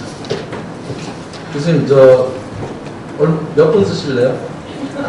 우리가 남은 시간은 토탈 18분 남았습니다. 형평성이 중요하지 않을까요? 그러니까요. 10분에 쓸 수 있을까요? 네, 하시죠. 네, 그 전에 마치도록 하겠습니다. 저는 일단 정말 지금 많은 공부를 다 같이 하고 있다는 걸 반갑게 생각하고 있고요. 그리고 제가 이번 간사님한테 토론 원고를 진짜 안 써도 되냐는 질문 2번이나 했어요. 그게 뭐냐면 몇 달, 거의 매달 학술 활동을 하고 강의, 토론, 평가 이런 거 하지만 항상 프레임에 갇혀 있는 것들에 항상 대답하고 어떤 것들을 이제 접어내는 과정이 있었는데 이번에 학회에서 그거 없이 그냥 준비를 해 오셔도 된다고 얘기하시더라고요. 근데 이런 얘기를 어떻게 보면 브루디가 말한 아비투스라고 저는 생각을 해요. 저희 안에 내재화되어 있는, 또 이게 개발협력과도 연관되어 있는데 계속 구조 안에 구조가 재생산되고 어떤 저희가 하는 행위들, 아까 김태규 교수님 말씀이 저는 되게 좋았던 것 같아요. 그리고 박하은 교수님 얘기를 듣고 같이 이제 토론하게 되는데 구조와 행위를 봤을 때 저희가 오늘 얘기를 하고 있지 않은 게 행위, 에이전시로서 저희들 어떤 전문가들, 개발업체 현장에 있는 우리에 대한 성찰도 굉장히 필요한 것 같습니다. 너무나 구조화된 틀 안에 똑같은 것들을 재생산하고 있는 것에 대한 스스로 저희 반성도 있고요. 이런 전제 안에서 교육 분야에 대한 토론을 시작을 하겠습니다. 교육 분야는 사실은 교육이 가진 어떤 특성이나 요구나 뭐 구조적인 이런 것들은 많은 교육학자들이 얘기를 하고 있는데요. 첫째는 의도성, 조직성, 계획성, 그리고 지속 가능성, 가치 지향성입니다. 그런데 제가 2000년 이후에 정말 진행되어 온 이런 교육 분야의 개발 협력 연구 이런 것들이 정말 교육을 하고 있는 박하우 교수 마찬가지로 우리 교육학자들이 봤을 때 자신 있게 이게 학술적인 논의였다라고 할 수 있는 것들이 굉장히 없었다고 생각을 하고 있고요. 저 스스로도 많은 연구물을 이제 뭐 다른 주제로 연구물을 내고는 있지만 개발 협력 관련해서 제가 3년 동안 이걸 분석하고 실제 수많은 개도국을 가봤지만 제 스스로 학술 논문을 내지 않고 있다는 것 자체가 이게 아직 학문적인 수준에서 제가 조금 더 이걸 구조화하는 것들을 꺼리고 있고 또 마치 제가 가지고 있는 저의 많은 동료 선배님들도 하고 있는 지금 일들이 학술적이냐 아니냐 이런 것들에 대해서 많은 비판하고 계십니다. 근데 이런 비판 자체에서 불끈하거나 이게 아니라 조금 더 연구하는 사람으로서 기본을 다시 돌아가야 하는 거라고 저는 생각을 하고 있습니다. 그리고 이 동양 연구가 주는 장점은 아까도 봤지만 기초교육, 아시아 중심, 또 직업교육, 직업기술교육 이런 것들이 굉장히 많은 포션을 차지하면서 사실 정책 연구가 수행되고 있고 코이카에서 하고 있는 일들, 또 NGO에서 하고 있는 사업들이 많이 나오고 있는데요. 그런 것들 봤을 때 정책 연구는 어떻게 보면 막대 그래프가 왜 이쪽만 올라갔을까 이걸 보는 게 아니라 누락된 부분, 누수된 부분이 무엇이고 이 부분을 어떻게 더 채워나가야 하는 부분이 첫째 국면이라고 생각하고요. 두 번째는 지금 시점에서부터는 이 막대 그래프가 너무 올라가 있는 이 연구들에 대한 비판적 성찰 역시 되게 필요한 부분이라고 생각을 합니다. 특히 어떤 경로들을 통해서 직업교육 분야의 사업들을 많이 평가하고 있고 국가 수준에 있는 것들 또 NGO에서 하고 있는 것들을 어떤 그런 자문하는 역할을 많이 하고 있는데 정말 이게 교육 사업인가 라는 부분에 대해서 아쉬움이 많습니다. 정말 사람을 키우고 사람의 내재적 변화를 꿈꾸고 그런 것들을 어떤 프로그램 안에 디자인하고 있는가에 대해서는 부끄러운 부분이 많다고 생각합니다. 제가 하고 있는 어떤 정책 연구들 또 많은 개도국에서 가지고 있는 이런 사업들을 봤을 때도 마찬가지인 것 같습니다. 그래서 저는 오늘 이렇게 논의들이 우리가 잘하고 있고 앞으로 나가자 으쌰으쌰 이런 부분도 있겠지만 사실은 학자로서 연구자로서 뭘 좀 돌아봐야 하는지에 대한 성찰이 더 중요한 거라고 생각을 하고 있고요. 그리고 개발협력 측면에서 제가 아까 그 수행자인 에이전시라고 되어 있는 저희가 구조와 행위를 봤을 때 우리 발표해 주신 박하우 교수님도 그렇고 저도 그렇고 또 많은 분야의 개발협력 하시는 분들이 현장에 굉장히 많이 나가고 있습니다. 그런데 효율성이나 효과성이라는 담론 때문에 진짜 교육사업이 교육적으로 들어가지 못하는 부분이 있습니다.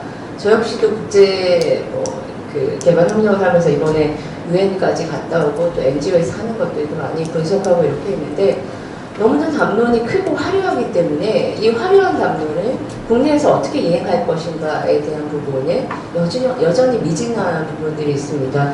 이런 부분은 사실은 NGO에 계신 분들 오늘도 많이 오신 것 같은데요. 이론과 학술 구조를 알면 알수록 또 현장을 보는 것들 또 변화시킬 수 있는 그런 레버리지는 훨씬 더 커지는 거라고 저는 생각을 하고 있습니다. 그리고 마지막으로 말씀드리고 싶은 거는 교육 분야의 개발 협력의 어떤 이론화 작업이 조금 더 내실화돼야 되고 그 안에 구조를 이제 가져가야 할 것 같은데요. 그건 역시 관학문적인 접근을 피할 수 없을 것 같고 관학문적인 접근을 통해서 교육학이 가진 부분 또 다른 사회학, 정치학이 가진 부분들이 모종의 어떤 맥락을 통해서 변화가 되어야 할 것 같습니다. 그리고 저 역시 이제 영국에서 박사를 했는데요. 제가 했을 때는 사실은 저는 영국 박사는 교육학에서 정말 소수자고 정말 이렇게 뭐라고 하죠? 그 이방인 같은 존재인데요. 거의 다 미국에서 학문을 했기 때문에 제가 했을 때는 테크닉을 하지 않았고 오히려 말도 안 되는 현학적인, 철학적인 것들을 많이 했기 때문에 이런 철학적 고민을 가지고 현장을 갔을 때 지금 뭐 이렇게 현장만, 개발하는 현장마저 굉장히 많이 가본 것 같은데 제 스스로 가진 괴리감이 너무나 컸습니다. 그러니까 우리를 뭐 운전해주는 만약 인력거를 끄는 학생들, 사실은 그 낮 시간에 학교를 가야 하는 거죠. 근데 저와 같이 움직였던 경제학 교수님은 김 박사는 왜 그런 걸 고민하냐. 사실 저희가 교육사학으로 갔는데도. 근데 이런 것들이 효율성 담론안에서 계속 우리 안에 아비투스로 남아있는 것 같습니다. 그리고 마지막으로 박광 교수님께 좀 궁금한 것은 저희가 같이 풀어가야 할 것 같은데요. 이제 교육분야 개발협력에 대한 어떤 학문이죠. 연구의 방향 같은 것들을 어떻게 풀어가야 할지 더 강조하고 있는 부분이 어떤 것인지 또 한계를 느끼는 게 어떤 부분인지 조금 같이 들어보면 좋을 것 같습니다. 이상입니다. 네, 감사합니다. 혹시 교육 분야 관련해서 그 플로어에서 질문 있으신 분 계신가요? 교수님께서 말씀하시는 게 좀 이해가 안 돼가지고.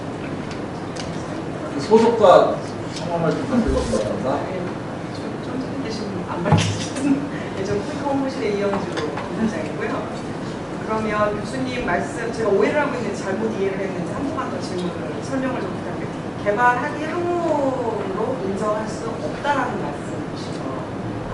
그 하나, 또 한 가지는 이론 정립이 필요하다라고 했는데 그럼 이론 정립과 구조를 세팅하는 것과 이런 분리시켜서 해야 되는 두 가지가 궁금하고 또 한 가지가 이제 마지막 멘트에서 하나 현장을 가면 갈수록 괴리감을 많이 느끼는 것 같은데 그 괴리감이라는 게 정확하게 어떤 건지 구체적으로 첫 질문에 대해서는 잘못 들으신 것 같고요. 개발학이 이론으로 될 수 없다 이게 아니라 교육학을 하는 사람들은 모학문이라는 게 있어요. 뭐 교육사역하는 사람, 평생교육하는 사람, 심리하는 사람들이 있는데 아까 정확하게 얘기하셨어요. 그 각각 소속되어 있는 학회에 그런 저널을 내므로 인해서 외연을 확장하는 건 있겠죠.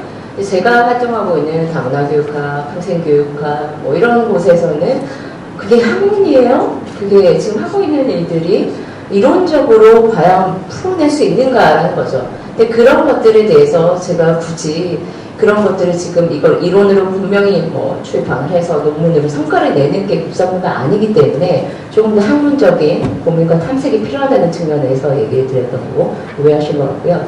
두 번째는 그 구조라는 것들은 아까 얘기했지만 스트럭처와 에이전시를 얘기하는 겁니다. 그 스트럭처와 에이전시, 어떻게 보면 한국에서 개발 협력을 하고 있는 스트럭처는 지금 단계 제가 봤을 때 개인적인 의견인데 상당히 견고화가 되어가는 것 같습니다. 어떤 틀들이 정해지고 있고 물론 성과 지표를 통해서 성과 관리를 해야 하는 부분들이겠지만 대표적으로 어제도 또 토론이 있었는데 성과 평가 지표에서 적절성이라는 부분 손혁석 교수님 지금 안 계신데 적절성이 평가 지표에 들어가면 안 된다라는 논쟁이 학자들 안에서도 잠깐 있었는데요.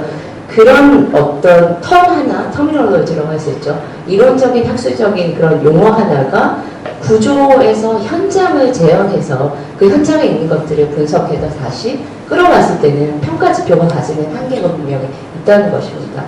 세 번째 질문에 대해서는 시간 한계 때문에 제가 어느 정도로 말씀을 드릴 수 있을지 모르겠는데요. 교육학자들은 기본적으로 가치 지향성을 가지고 있습니다. 교육학을 했고 또 교육개발 협력 사업을 했는데 지금 오늘 보건 쪽에서 오신 분들이 있어서 저는 또 되게 반가운데 몇 번 또 한번 말씀드린 적이 있는데 노르웨이 갔을 때 저를 두고 저와 일본의 교육학자들을 두고 보건 분야는 이렇게 1년 만에 효과가 잘 나오는데 교육학은 교육개발협력은 왜 이렇게 효과가 안 나오냐라는 논쟁이 있었습니다. 국제교육분들 또 학자들의 논쟁이 있었는데 교육은 기본적으로 사람의 변화입니다. 그게 백신, 좋은 우수한 약 이런 것들로 한 번에 물론 한 번이라고 얘기하는 거는 제가 편의를 통해서 말씀드린 거지만 의료진의 노력과 그런 신약 개발이 있겠지만 한 번에 이루어지는 게 아니라 정말 중장기적인 변화와 인식이 없으면 불가능하기 때문에 교육학에서는 최소 뭐 5년에서 10년의 인터벤션이 필요하다고 합니다. 왜냐하면 초등에서 K-12라고 하는 그런 교육학의 어떤 단계들이 있죠. 그런 것들을 봤을 때 지금 교육개발협력이 1년 주기로 그런 사업들이 3년 주기로 길게는 흘러가고 있지만 그 안에서 가치 지향성과 조직적인 측면, 어떤 의도적인 측면을 얼마나 발휘해서 할 수 있는가라는 부분에 대한 안타까움을 얘기하는 거지 사업 자체를 비판하는 게 아니기 때문에 오해는 하지 않으셨으면 좋겠고요. 마찬가지로 중남미 지역의 교육개발 협력사 이런 것들은 감사합니다. 다음에 네, 두 분이 있습니다. 오늘 이따 만나세요. 감사합니다. 그래서 마지막으로 보건 분야에 대해서 그 한국제 코이카의 오충현 박사부터 패널 토의를 듣도록 하겠습니다. 오 박사님, 시간이 별로 없지만 여유를 갖고 천천히 하십시오. 아 진짜요? 네. 근데 마지막에 할 때 항상 가장 좋은 게 짧게 하면 할수록 박수를 받아서 별로 얘기 안 해도 박수를 받을 수 있을 줄 알았는데 또 길게 하시라고 하니까 또 그냥 할 만큼 10분을 넘기지 않도록 하도록 하겠습니다.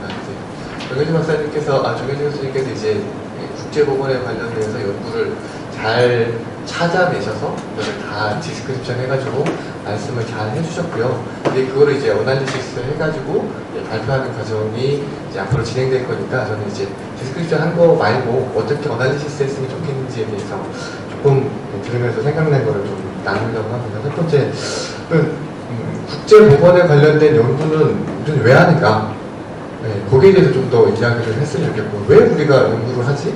아주 쉽게 생각하면 이제 코이카의 프로그램을 직접 매니징하는 사람으로서는 결국에는 다음번에 할 때 더 많은 에비던스를 얻어서 우리가 정말로 뻘짓하지 않고 정말 제대로 된 사업으로 정말 이 사람들한테 효과적으로 뭔가 도움이 되려고 사실 연구를 하는 거거든요. 그래서 그렇게 하나씩 둘씩 연구를 통해서 만들어진 에비던스가 결국에는 폴리시가 되고 그 폴리시가 다시 또 더 나은 이펙티브니스를 얻을 수 있는 이런 선순환의 구조를 가지려고 국제보건에 관련된 연구를 한다고 생각을 하는데, 정말 그럼 지금 이렇게 찾아진 연구들이 그런 선순환의 구조를 갖고 있나? 한번 어나리시스 해봤으면 좋겠고요. 두 번째는 이제 무엇을 연구하는가? 아까 이제 영양은 너무 크니까 넣지 않고 환경, 직접적으로 분명 연관이 있는 거는 누구나 다 알지만 직접적으로 연관이 없으니까 넣지 않고. 네, 그렇게 했는데 그렇게 하기보다 뭔가 조금 더 구체적인 데피니션이 있어야 되지 않겠나. 아직 근데 실제적으로 글로벌 헬스에 대한 데피니션이 다 동일하게 모든 사람들이 인정하는 WHO의 건강 정의같이 그렇게 되어 있는 건 없고요. 그래도 가장 많이 컨센서스가 이루어지고 있는 부분이 2009년도에 코플란이라고 하는 사람이 란셋에다가 써본 글로벌 헬스의 데피니션에 대해서 그 글로벌 헬스는 뭐고 인터내셔널 헬스는 뭐고 그다음에 퍼블릭 헬스는 무엇인가 라고 좀 나름 유명하게 컨센서스가 되어 있는 테이블이 있으니까 그걸 좀 인용을 해서 글로벌 헬스에 대한 데피니션에 준하는 연구들이 뭐가 있는지, 그 가장 큰 차이점은 글로벌 헬스와 인터내셔널 헬스의 가장 큰 차이점은 헬스 이퀄티 문제를 다루고 있는지 그렇지 않은지에 대한 차이라고 이야기를 하고 있고, 거기에 대해서 많이 이야기를 하면서 최근에는 이제 인터내셔널 헬스라는 용어를 많이 안 쓰고 대부분 다 글로벌 헬스라는 용어로 많이 넘어갔거든요. 우스갯소리로 중국에 있는 환자들 우리나라에서 성형수술 받으면 인터내셔널 헬스긴 하지만 글로벌 헬스는 아니다라고 얘기를 해요. 실제적으로. 그래서 그런 터미널로지를 이제 검색하실 때 쓸 때는 좀 염두에 두고 무엇을 연구하는가에 대해서 어나리시스가 한번 있었으면 좋겠고요. 그러면 이 무엇을 연구할 때 무엇의 데이터는 어디에서 얻는가? 아까 이제 실증 연구가 있고 동서 연구가 있다고 하는데, 실증 연구를 보면 결국에는 데이터는 메타 아나리시스를 하지 않는 이상 로우 데이터를 코이카에서 프로젝트든지 인조에서 하는 액티비티들에서 이제 로우 데이터를 이제 얻게 될 텐데, 그러면 그 데이터들을 얻는 소스가 어떻게 됐고 그 소스를 얻는 과정에서 어떻게 코퍼레이션 했는지 그런 것들을 좀 분석을 해 주시면 코이카 입장에서 굉장히 고마울 것 같아요. 저도 사실 이제 펌메드나 아니면 사실 구글 스칼라는 안 써봤는데 펌메드나 이런 여러 가지 서칭 엔진을 돌려가지고 찾아보면 굉장히 찾기 어렵더라고요. 그래서 코이카에서 쓴 보건에 관련된 코이카 데이터를 가지고 쓴 논문 몇 개나 있나 찾아봤더니 2000년도부터 지금까지 총 13개가 나오더라고요. 국내 논문, 해외 논문 합쳐가지고 올해 저희 팀에서 쓴 논문이 해외 SCI 논문 하나 실려가지고 총 14개가 됐어요. 근데 이제 이런 경험을 바탕으로 포이카가 지금 데이터를 계속해서 로 데이터를 모으는 작업을 많이 하고 있거든요. 결국에 지금 포이카는 플랫폼의 역할을 하고 있고 지금 이제 국제 개발의 플랫폼뿐만 아니라 이런 데이터를 국제 보건에 연구할 수 있는 데이터의 플랫폼이 되고 이 플랫폼을 결국에는 여기 앞에 계시는 많은 연구하시는 분들이 이 데이터를 마음껏 가져다가 써서 퍼블리시를 하고 이 퍼블리시를 통해서 이 다른 사람들과 쉐어할 수 있는 그런 기제를 좀 만들 수 있도록 이 데이터를 어디서 얻고 있는지에 대한 분석도 좀 있었으면 좋겠고요. 또 하나는 결과를 어떻게 활용하는가 이것도 한번 좀 분석이 되었으면 좋겠어요. 그래서 이제 많은 연구하시는 분들이 뭐 다 그러시지는 않겠지만 퍼블리시를 하는 게 결국에는 목적이 되어 버린다는 생각이 많이 들거든요. 솔직히 이제 저희가 프로젝트를 하나 하면 보통 베이스라인 서베이와 엔드라인 서베이를 하는데 베이스라인 서베이를 할 때 논문 2편, 엔드라인 서베이와 비교해서 논문 1편 해서 한 번 프로젝트 하면 논문 3편이 나오겠구나 라고 얘기하시는 교수님들이 많이 계세요. 근데 사실 논문을 퍼블리시 하는 건 퍼블리시가 목적이 아니라 퍼블리시라는 수단으로 그걸 통해서 더 나은 활동으로 우리가 얼마나 도움을 주는지 이게 더 큰 목적이잖아요. 그래서 이 목적과 수단을 좀 분별해서 어떻게 하는가 하려면 우리가 성과평가할 때 이 평가를 초반에 계획할 때 이 데이터를 어떻게 평가할 것인지 계획 세워놓지 않으면 절대 제대로 된 평가할 수 없듯이 이 에비던스를 어떻게 활용할 것인지 이 데이터를 가지고 만든 에비던스를 어떻게 폴리시에 반영할 것인지 계획되지 않은 연구는 사실 폴리시에 반영되지 않아요. 그래서 이런 부분들이 어떻게 선순환되고 있는지에 대한 분석이 있으면 좋겠고요. 이제 마지막으로 제가 말씀드린 것은 저는 거기까지 책무성이 3개라고 생각을 해요. 첫 번째는 정말 가난한 나라의 사람들이 조금 더 행복하게 살 수 있도록 도와주는 거. 두 번째는 그렇게 한 결과를 우리나라 국민들한테 알려줘야 되는 책무성. 또 세 번째는 그렇게 더 잘하게 하기 위해서 포이카가 스스로 캐패시티 빌딩 해야 되는 책무성이 3가지가 있다고 하는데 연구도 똑같이 저는 이 3가지 책무성을 가져야 된다고 생각해요. 근데 논문이 쓰고 해서 결국에서 SCI 저널에 뭐 퍼블리시 됐다 하고 그냥 샴페인 터뜨리고 끝나는 게 아니라 저는 제일 중요한 책무성이 뭐냐면 그렇게 퍼블리시 된 결과를 혹시 수혜자한테 설명을 해본 적이 있으실까요, 여러분들?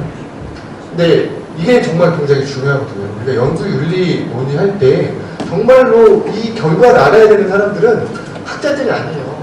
이 비교의 체인지를 어떻게 하게 만드느냐에 정말 알아야 되는 사람들은 정말 아프리카의 그 아이들과 그 엄마들과 아빠들과 그 마을 촌장님들이 알아야 되는 데이터를 그냥 영어로 써가지고 SCI 저널에만 놓아두면 우리가 뭐랄까 어카운터빌리티를 유기하고 있는 거거든요. 이런 부분에 대해서 좀 우리가 고민을 해봐서 정혜수 선생님이 아마 크게 잘 써주시면 정말 좋겠습니다. 감사합니다. 네, 감사합니다. 저희가 지금 그 예정된 시간을 2분 초과했거든요. 여러분들이 좀 다 를 하시면 한 2분 정도 쓸 겁니다. 동의하시죠? 네. 자, 우리 저 질문 있으신 분 한 분 받겠습니다. 보건 분야에 대해서. 자, 우리 그러면 준비 없는 걸로 하고 우리 정혜주 박사님이 오충현 박사님 얘기에 대해서 답변하시고 마무리하는 걸로 하겠습니다. 2분 안에 하라는 말씀이신 것 같은데 국제보건이랑은 좀 다르긴 한데요. 저는 이제 여러분들한테 말씀을 드리긴 했는데 서울역 앞에 동자동이라는 쪽방촌이 있어서 거기 이제 지역 보건 연구를 지금 3년째 하고 있고 내년에도 계속 할 건데 그 끝에 이제 오충현 선생님 말씀해 주신 그 어카운터빌리티라고 하는 부분이 사실 연구자분들이 굉장히 중요함에도 불구하고 공부하기 쉬운 부분이라는 생각이 들고, 그러니까 연구 과정에서 사실 이제 그 커뮤니티를 얼마나 함께 이제 하고 저희는 그 지역사회에서 워크숍을 하거든요. 해마다 하고 그 중간중간에도 하고 해서 결과가 나왔을 때 이제 주민분들 피드백을 받아서 결국 이제 그 보고서 쓰는 데까지 그 내용들을 받아서 사용을 하고 있고요. 그 보고서를 쓰기 위한 FGI 따로 하고 있는데 그래서 이제 사실 그 오충현 선생님의 위치에서 이제 연구라고 하는 것이 결국 이제 보건 사업이 필요한 걸 할 수 있고 그것이 스타벅스에 또 이제 연관이 되고 그래서 다시 한번 조금 더 좋은 사업을 할 수 있고 이런 것들이 굉장히 중요하다는 지적을 저도 이제 공감을 하고요. 근데 이제 그럼에도 불구하고 한 2가지 정도 그냥 제가 드는 생각은 그래서 여기서 이제 말씀하신 부분은 충분히 앞으로 쓰는 연구에 이제 반영을 하도록 하겠고요. 좋은 의견 주셔서 정말 감사드리고 이제 그럼에도 불구하고 하나는 이제 사회적 분업이라고 하는 게 어느 정도 있다. 왜냐하면 저는 이제 리뷰하면서 좀 느꼈던 거는 이 국제보건 분야에서 보건 분야 안에서 이루어진 연구에서 사실 띠오리라고 하는 걸 이야기하고 있는 건 한 편, WHO와 김성준 조치가 한 편밖에 없었어요. 그래서 이제 국제보건 연구가 사실 과학자적으로 이루어지고 있는 건 사실 건강이라고 하는 것이 굉장히 중요하기 때문이고 그 인간안보 연구도 몇 편이 있었는데 이제 그 인간안보에서도 캐퍼빌리티 핵심적인 과제 중에 하나가 오늘 발표하신 교육과 보건이 되는데 그래서 그렇기 때문에 더더욱 이제 개발이나 발전이라고 하는 개념에서 보건이 굉장히 중요하고 그렇기 때문에 더더욱 이제 전반적인 사회적 개발이라고 하는 것에 있어서 보건 개발이 어떤 영향을 미치는가에 대한 국민들이 좀 깊이 사고가 돼야 될 것 같은데 그런 부분들에 대한 고려가 이제 국제보건 연구에서 충분히 좀 되고 있나라고 하는 부분이 제가 아직 이제 분석을 다 안 했기 때문에 한계가 좀 있을 것 같은데요. 그런 생각이 좀 들었고 그래서 오투재 선생님 이야기하신 이제 그런 파트들, 그러니까 실천적으로 이 연구들이 지금 어떻게 사용되고 있는가, 어떻게 사용될 수 있는가, 얼마나 더 임팩트를 가질 수 있는가, 이런 연구뿐만 아니라 이제 그 국제보건 내부에서 이제 그 외부의 큰 개발학과의 연관성 하에서 이제 국제보건 사업이 어떻게 진행되어야 하는가라고 하는 부분에 대한 이론적이고 실증적인 것들이 결합되는 그런 고민들도 좀 필요하겠다 이런 생각을 좀 했습니다. 그래서 좋은 제가 발제문도 워낙 짧게 보내드려서 토론하시기 힘들었을 텐데 좋은 토론 감사드리고요. 네, 이 의견 받아서 논문으로 결론을 내도록 하겠습니다. 네, 감사합니다. 그 시간을 이제 마무리할 시간인데요. 저희가 개발학회가 이번에 동계학술대회를 준비하면서 총 주제를 한국 개발학의 현실과 도전 과제라는 주제를 잡았는데 정말 저는 이제 개발학을 학문이라고 하면 국제협력 개발 원조는 활동이죠. 그래서 좀 차이가 있고 개발학의 인류가 그리고 ODA이고 개발 협력인데 그렇게 보면 정말 타이밍이 아주 적절한 주제고 대한민국이 지금 정말 고민해야 될 주제를 우리 학회에서 잘 설명이 됐다 이렇게 생각하고요.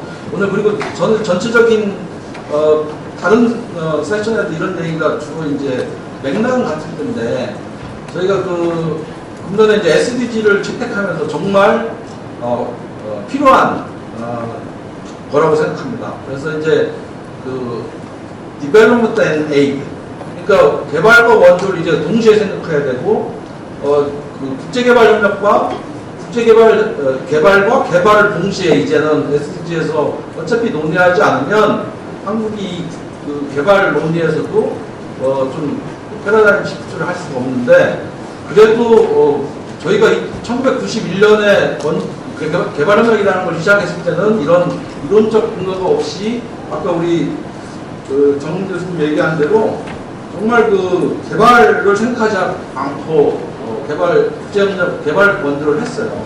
그런데 이제 많이 그래도 따라왔죠. 2010년에 OECD 다크를 개입하면서 국제협력과 개발 원조를 얘기하기 시작했고 이제 SDG 시대를 맞이해서 이제는 국제개발과 개발에 대해서 생각하고 얘기를 해야 되는데 지금 오늘 이 자리에서 이런 얘기를 할 수 있다는 것 자체가 저희 지난 한 20년을 생각해보면 정말 개발학회에 엄청난 기여라고 생각합니다. 이렇게 자화자찬을 하면서 오늘 세션을 마무리할 겁니다. 감사합니다.